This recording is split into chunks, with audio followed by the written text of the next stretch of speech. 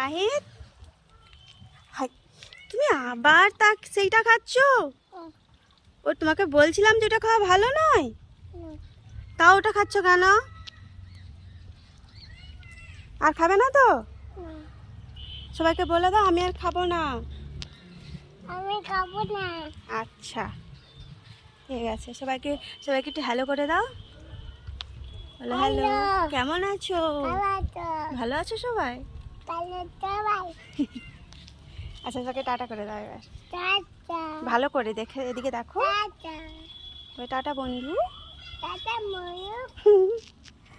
ওকে tata.